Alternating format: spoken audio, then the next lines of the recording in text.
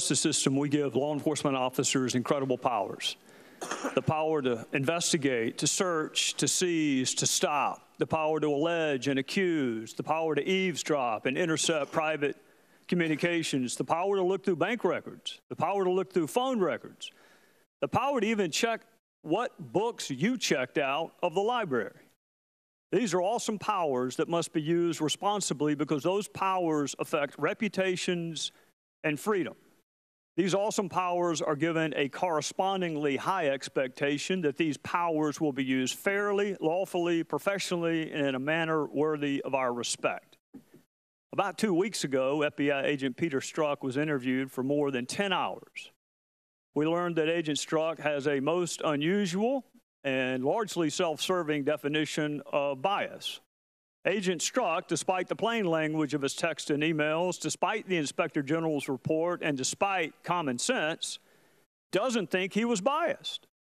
He thinks calling someone destabilizing for the country isn't bias. He thinks promising to protect the country from someone he hasn't even begun to investigate isn't bias. He thinks promising to stop someone he is supposed to be fairly investigating from ever becoming president isn't bias.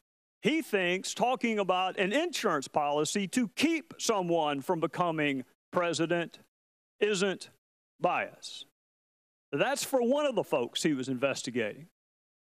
He has a different set of rules for others that he's investigating. Agent Strzok thinks saying someone he is allegedly investigating should be elected president 100 million to 0 before he ever interviews her. He doesn't think that's bias. Agent Strzok thinks pronouncing someone innocent before bothering to interview more than 30 different witnesses isn't bias. He thinks claiming you can smell the Trump supporters isn't bias, but he doesn't say a single solitary word about being able to smell the support of any other candidate. To him, that isn't bias. The moment Special Counsel Bob Mueller found out about Peter Strzok's texts and emails, he kicked him off of the investigation. But that was a year and a half too late.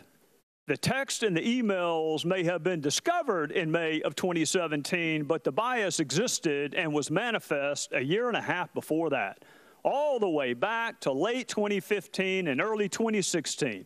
So it wasn't the discovery of texts that got him fired.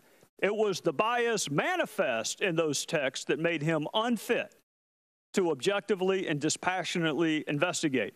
So if the bias existed in late 2015 and early 2016, and it did, his unfitness to investigate existed then as well.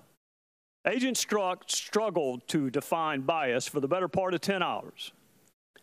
For the rest of us, bias is the prejudging of a person, a group, or a thing. It usually has a negative connotation, but it is a preconceived position or a prejudgment. It is the making up of your mind ahead of time based on anything other than the facts, and that is exactly what he did. Bias is saying Hillary Clinton should win the presidency 100 million to 0 when she was still under investigation, wasn't even the nominee, hadn't been interviewed, and 30 other witnesses had also not been interviewed. In March of 2016, Agent Strzok had Clinton winning 100 million to 0, even though the investigation was far from being over. That is the prejudging of someone's innocence before all the evidence is in. On the other hand, he said Trump would be destabilizing, called him an idiot, abysmal, bigoted nonsense, called him a disaster, said he should F himself.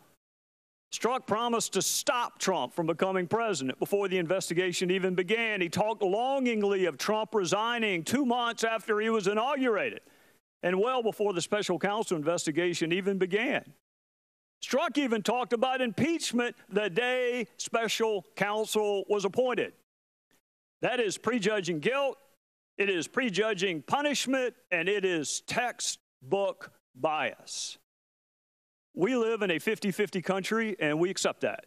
But we're a 100% country when it comes to having law enforcement that doesn't prejudge innocence before investigations are over and doesn't prejudge guilt and punishment before an investigation even begins. Agent Strzok had Hillary Clinton winning the White House before he finished investigating her. Agent Strzok had Donald Trump impeached before he even started investigating him. That is bias. Agent Strzok may not see it, but the rest of the country does, and it's not what we want, expect, or deserve from any law enforcement officer, much less the FBI. A fair, bias-free investigation is not a Republican or Democrat issue. It's an American issue, or at least it used to be. Chair, thanks, gentlemen, and recognize